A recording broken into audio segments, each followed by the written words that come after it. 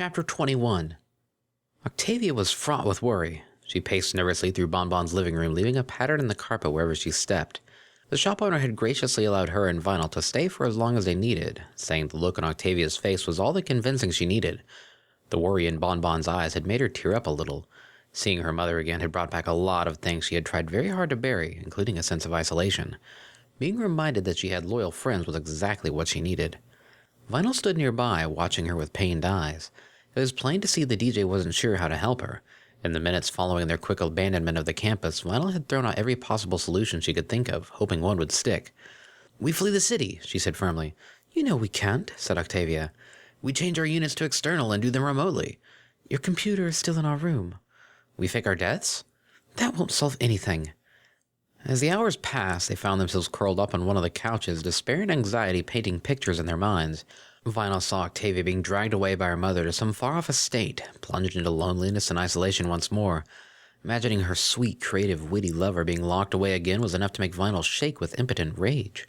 What kind of monster would treat her own daughter like that?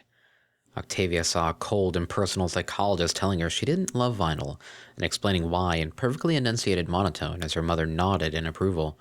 She saw Vinyl alone in an alley behind a bar, calling her number and getting no response as the night grew colder and the snowfall heavier. She saw her friends wondering where she had gone and missed her for the first month or two, then slowly forgetting she was ever there. She couldn't even muster the strength to cry at such an awful fantasy. But most of all, she saw the rest of her life, past and present, stretching away from her in both directions. Her past was controlled and monitored like she was an experiment in creating the perfect daughter. Well-mannered, easily manipulated, completely dependent, smart, but not smart enough to think for herself. Was this what her mother had been trying to do? Did she even love her, or have any kind feelings toward her at all? Why was I even born if I'm not allowed to live? Strangely, that thought struck something within her, like the first sparks of a fire. Why wasn't she allowed to live? It certainly wasn't for her safety. She'd tried it. She'd been living for the past 6 months without getting hurt.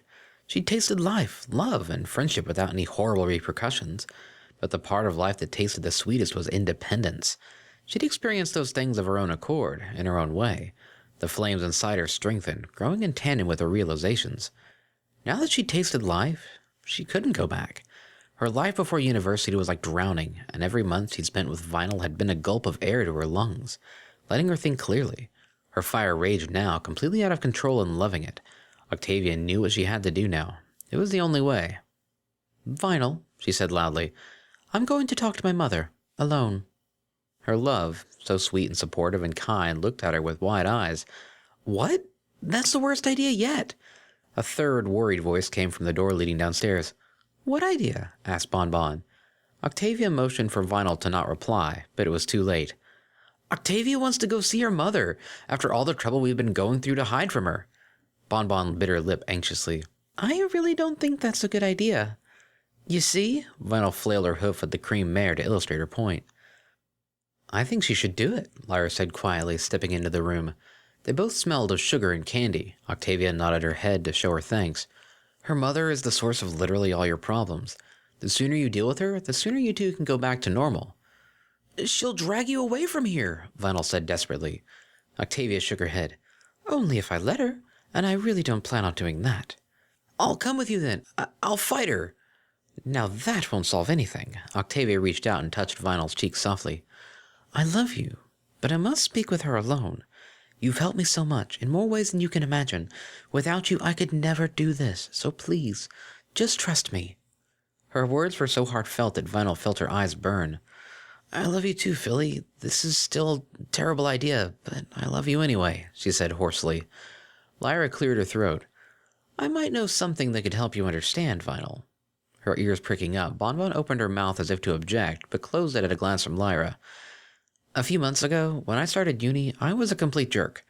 You probably know that better than anyone, except maybe Bon, but that doesn't matter.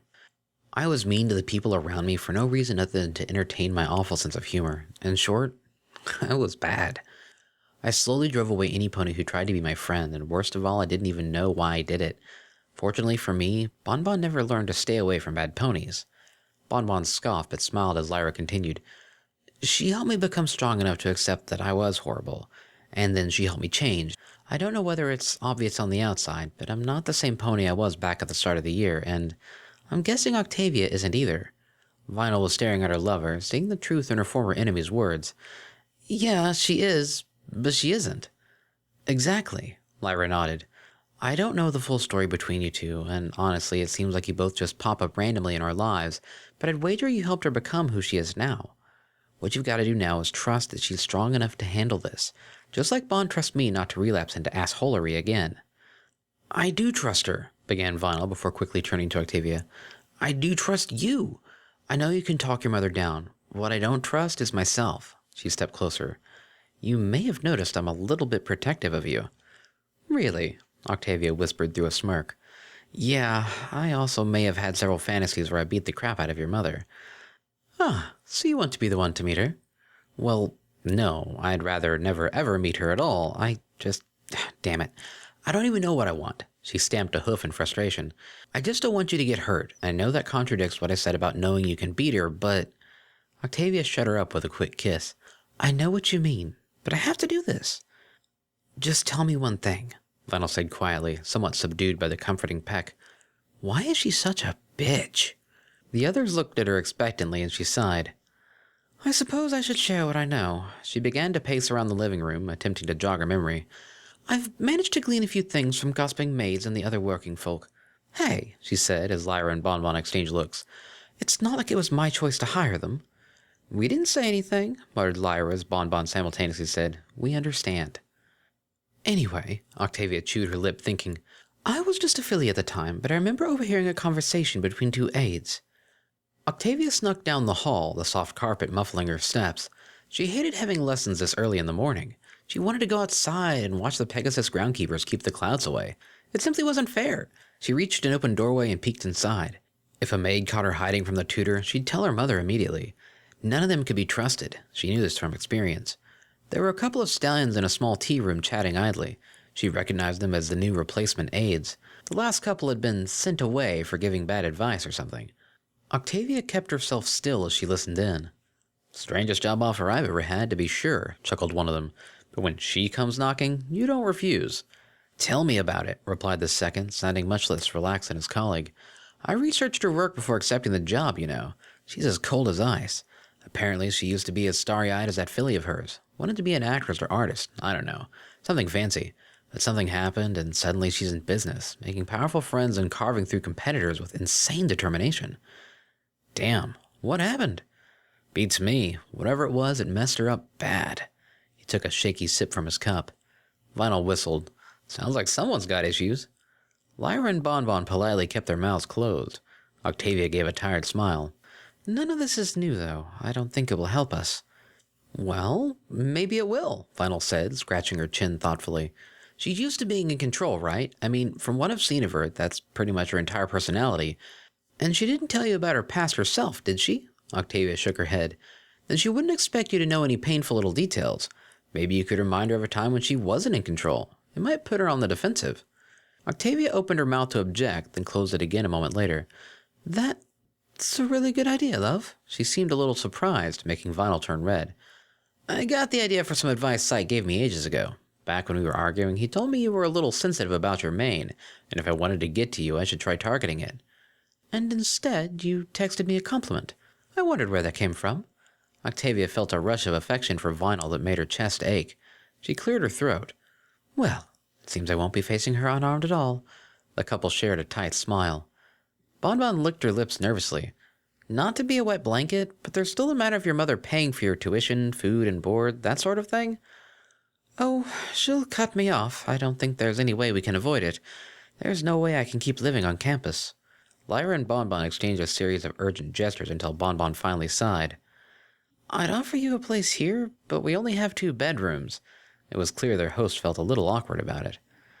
I know. Don't worry. I will not be a burden. I'll find a way. We'll need to find another source of bits, mumbled Vinyl. It was her turn to pace. After a minute of silence, Octavia's ears perked up. There's one thing I could do, she said slowly. Vinyl stopped mid-stride and met her eyes hopefully. I can defer for 6 months. Defer? Asked Vinyl. Take a semester off and resume my studies next year. How would that help? You'd still be homeless. Bonbon seemed to understand. Oh, you can get a full-time job and save up enough over 6 months to pay for everything. Half a year's pay should cover it, Lyra said, adding her approval with a nod. Yeah, great, said Vinyl dryly. And in the meantime, you'll just live on the street? And what happens when you go back to uni and no longer work full-time? How will you pay for everything then? I'll have to get an apartment. Somewhere small, just for the next few months. But then I have to pay for food as well, and bills. Octavia felt her confidence in the plan slipping away, and Vinyl could see it. I can help, she said quickly, thinking as she spoke. It's been ages since I've done a gig. Reckon it's time I got back into the game. I wasn't raking it in, mind you, but it should be more than enough for food and bills for one pony. As an afterthought, she added, I was actually getting kind of popular before I stopped. If I can even get higher than that, I might be able to pay the rent as well. You do that? Just give away all of your earnings? Octavia was shocked. Emotional support was one thing, but casually giving her every bit she made was a completely different matter. Vinyl looked confused. Well, yeah, why wouldn't I? She was almost knocked to the ground from the fierce hug Octavia gave her. You're so lovely when you're oblivious, she whispered, planting a big kiss on Vinyl's cheek. That's big of you, Vinyl, Lyra said quietly. I respect that. Bonbon beamed at the couple and hugged Lyra. Oh, this is just so sweet. While their friends were talking, Vinyl couldn't help but whisper wordly into Octavia's ear. It's gonna suck not living together. I know. It'll only be for 6 months, but we'll both be busy with work. It's going to be hard, love. Octavia felt a great weight on her heart, yet it did little to extinguish the fire of her resolve. It isn't perfect, but that's our lives now. We'll make it. We got this. Vinyl tightened her grip to show her agreement. As the embrace ended, Octavia gave a breathless chuckle. I suppose I'll need to learn how to write a resume. Bonbon shook her head, already smiling. I don't think you'll need one. How would you like to work in a small but quickly growing confectionery shop? We only have a small number of staff and could use some pony with a head for planning. Lyra grinned. It looked out of place on her face, but it was still a thankful sight. Why didn't I think of that? She turned to Bonbon. You know that catering service I was talking about the other day? The one we agreed was impossible because we didn't have enough employees, Bonbon replied innocently, eyes twinkling. You are the perfect business partner, you know that, right? Lyra was as close to hopping with joy as she was capable of being. Bonbon simply enjoyed the praise. Octavia felt her spirits lift. Working full-time with her friends wouldn't be that bad at all. Their joy was a little contagious, and as she glanced at Vinyl, she saw she wasn't the only one infected. Vinyl was deep in thought, but a smile was growing on her lips. Hey, she said, pausing a few seconds as though finalizing the details in her mind. You guys are going to be running a catering service? Why not? Said Bonbon brightly. Ponies love our treats, and we've already had a few requests. The only thing stopping us was finding a suitable sun pony to help us run it. You know, all of my gigs so far have used house food, just the standard crap you get from vendors. Do you think maybe we could sort of team up? Come for the music, stay for the food? Octavia almost squealed. A joint business venture. If I mediate it, I'll get to see Vinyl a lot and still work full-time. I think we hired the right pony, Lyra whispered. Bonbon nodded. I believe we have a deal. Everything was in place. Octavia's future was no longer at risk, and the tension in the room had faded quickly over the last few minutes. She was filled with a great love for her friends that overpowered the few fears she had left. Her mother no longer had any claim to her life, and it was time to inform her of that fact. We can discuss the details later, but for now, may I borrow some pony's phone? Vinyl's grin faded as she took her mobile out of her mane and passed it over. You Meg on the call?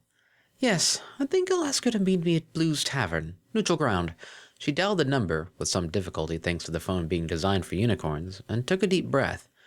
The others gathered closer, leaning in to listen. Vinyl pressed her ear against the other side of the phone.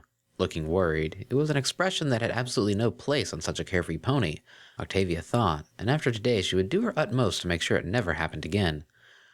The phone rang twice and answered. Lapis Lazuli, speak, came the flat greeting. Hello, Mother, Octavia replied steadily. Vinyl mouthed Lapis with a questioning look. Octavia shook her head and mouthed, later. Octavia, where are you? Her tone was perfectly neutral. It was impossible to make out any emotion in it. I'll meet you at Blue's Tavern, in the city. Goodbye. No, you will... Octavia ended the call. Her hoof wasn't shaking in the slightest when she gave the phone back to Vinyl, who looked at her with admiration. You have no idea how sexy you are when you're determined, Vinyl said breathlessly. Lyra and Bonbon, sensing the shift in mood, quietly excused themselves and went downstairs. Did I speak clearly enough? Maybe she misunderstood me. Octavia slipped her hooves around Vinyl's neck. She understood you, babe. She's probably shaking in her dragon skin boots. They embraced for a few minutes, squeezing as much time out as they could. Octavia took her hooves away, but Vinyl stayed close. I should get there before her, Vinyl. The unicorn pressed her face into Octavia's neck. Are you sure we don't have time? She whispered. Smirking, Octavia pulled her lover away. For you, maybe. Ouch. Vinyl smiled too and walked her over to the stairs. They hesitated for a moment, then kissed passionately. Everything they could say had already been said. Octavia slipped into the booth without a word. The tavern was fairly quiet at this time of day, just the regulars and herself. She'd ordered some wine before sitting down, although she wasn't sure if it was for her or for her mother. The stallion at the bar hadn't even asked for identification. She breathed deeply and tried to center herself, but to no avail. The fire inside her flicked uncertainly. It had been a long time since she'd seen her mother, and there was no telling how Octavia would react. She might freeze up, or stutter uncontrollably, or any number of confidence-destroying things. All she could do was remember who she was doing this for and hope it would give her strength. The door to the tavern swung open, and her mother walked in, dark blue mane as sharp as her eyes. She wore a silver necklace with a blue gem embedded in it. Octavia forced herself to keep breathing when those judging eyes met hers. She struggled to keep her face neutral, her heart beating faster by the second. Lapis strode over to her, cocked her head in appraisal, then sat down. Octavia couldn't help but let a little surprise slip into her expression. She'd expected Lapis to refuse to sit and demand for Octavia to follow her immediately. From the slight smirk on her mother's face, she had anticipated that and had decided to do something that would put Octavia off balance so she would be on the defensive. Stop. No games, Mother. We need to talk as a family, Octavia said softly. Lapis' expression didn't change. You've grown, she replied, and Octavia knew she didn't mean in size. Yes, I have, Mother. I've heard stories, Lapis cut her off smoothly. Rumors, mostly. They say you've taken some club harlot as your partner. I would dearly hope for there to be no truth behind them. The urge to snap and scream rose sharply, but Octavia fought to keep it at bay. It would only show her mother that she hadn't matured at all. Instead, she smiled warmly. It's a good thing you're sitting down, then, because... Lapis cut her off again. You also haven't returned to your room for a while. One would dread to consider what sort of things you've been up to. Octavia maintained a pleasant tone. Disgusting things, no doubt, almost as bad as spying on one's daughter. Finally a reaction. Her mother's left eyebrow twitched ever so slightly. She mustn't have expected Octavia to fight back at all. Internally, she whooped for joy. I hardly think worrying about my only daughter, whom I've spent so much time and money on, is the same as wallowing in whatever cesspools your undoubtedly promiscuous playmate frequents. She is not... And really, if you'd hoped to change my opinion of her, you could have requested to meet me somewhere with a little more charm, This place doesn't exactly paint a kind picture of your standards these days. Octavia remained silent. She had to change something. If they kept going like this, she'd never get to voice her side of the story and nothing would be resolved. So she waited as calmly as she could after hearing the love of her life insulted twice in a row, and when her mother finished, she replied, Are you done? And then she giggled. It was only a brief laugh, but the reaction in her mother's eyes was invaluable.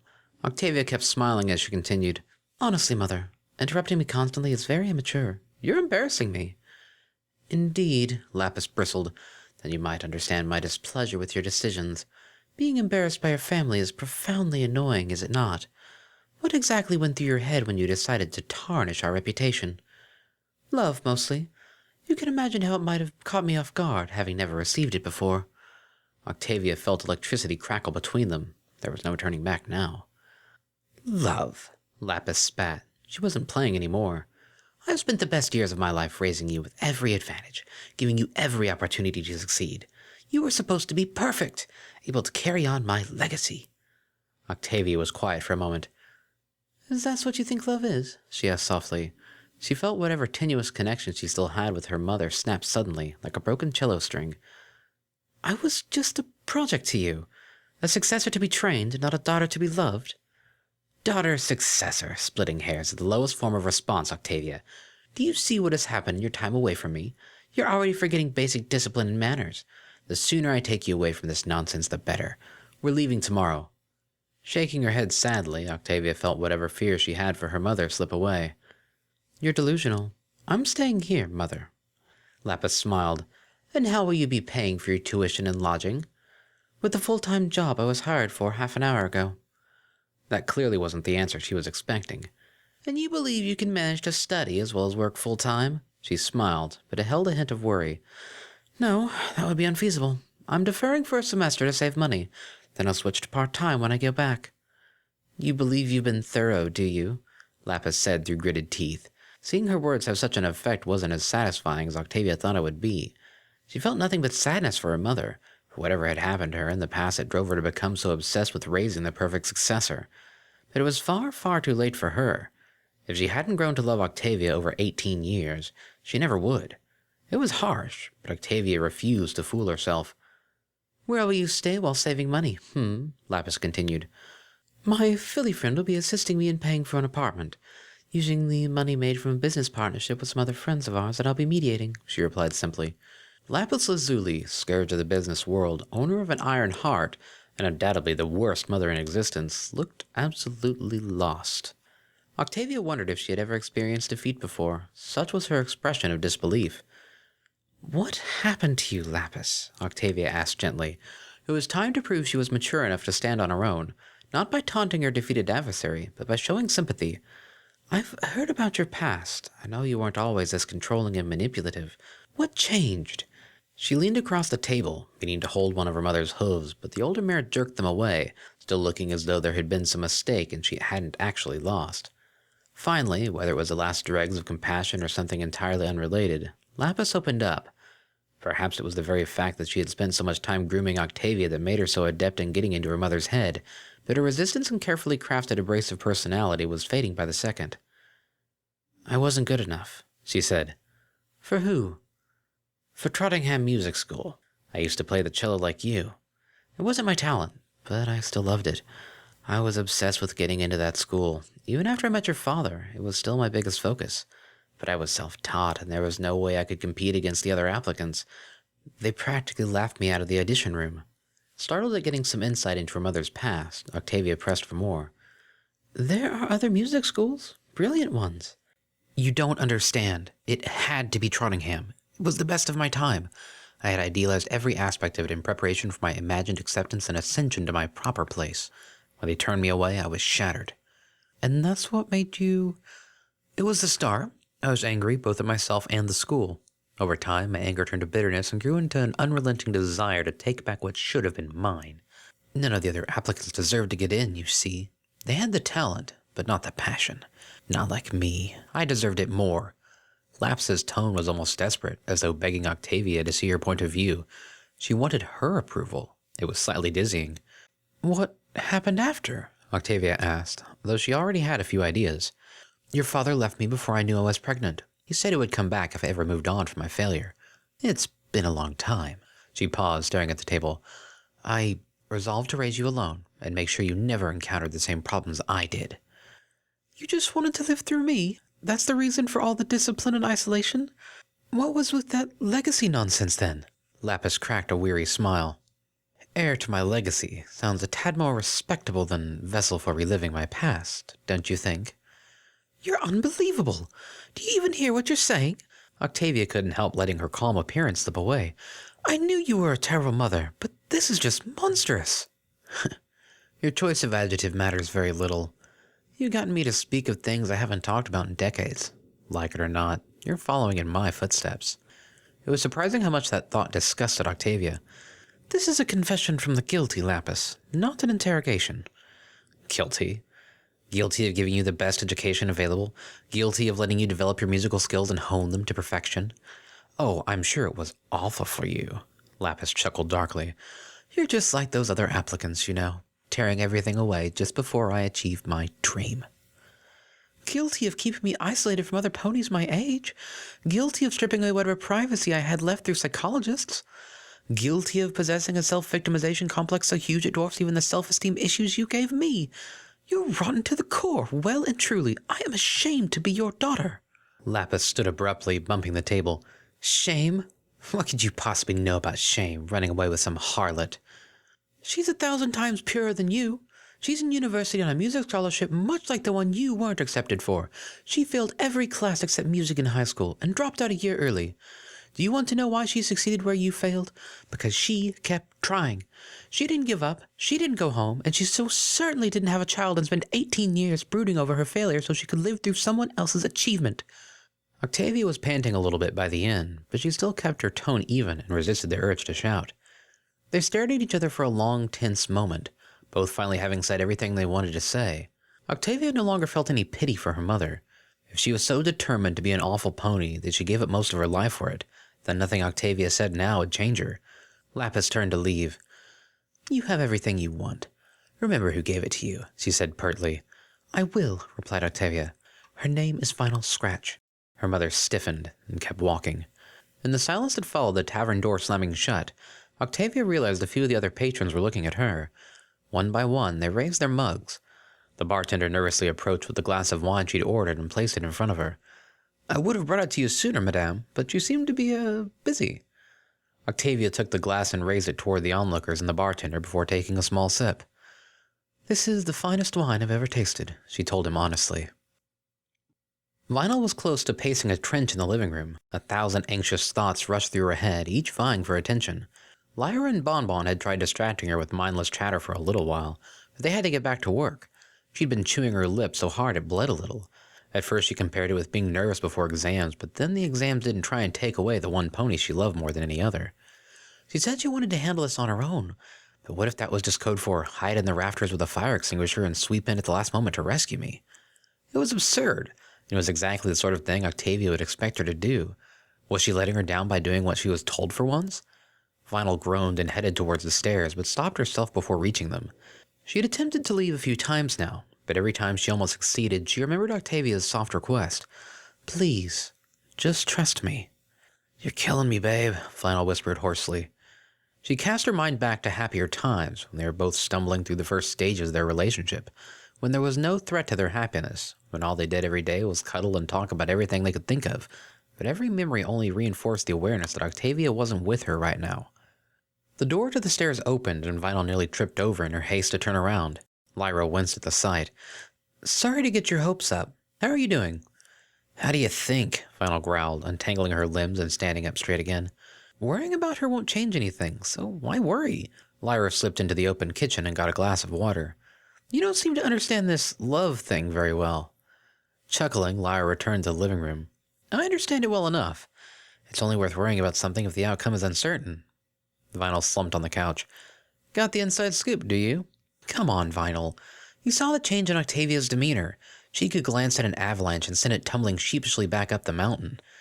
"Yeah, she can get pretty badass when she wants to," Vinyl replied proudly. "So let her be badass. I think you've hogged all the cool in your relationship long enough." The smile was obvious in Lyra's voice, even though Vinyl was too busy counting the threads on a pillow to see it. "She was always cooler than me. I mean, look at us. I'm the one freaking out at home while she's out fighting. How pathetic is that?" "Well, if it makes you feel better," said an amused but slightly shell-shocked voice, "we can both freak out at home now." Vinyl's head snapped up, her pupils widening to take in as much of Octavia as they could. The gray mare didn't have a single hair out of place, but she looked exhausted nonetheless. The DJ shot off the couch and tackled her in a split second. They floundered onto the soft carpet without any semblance of grace or coolness. Lyra laughed all the way downstairs. Octavia looked up to her lover with a weary smile. "This feels familiar." Without another word, Vinyl kissed her, pouring all of her worry and fear into one huge display of love. They didn't part for several minutes, using the time to feed their pent-up stress into the roaring flames of their love. When the kiss ended, all Vinyl could ask was the simplest question of all. "Are we safe?" "Yes," replied Octavia, squeezing Vinyl harder. "Finally."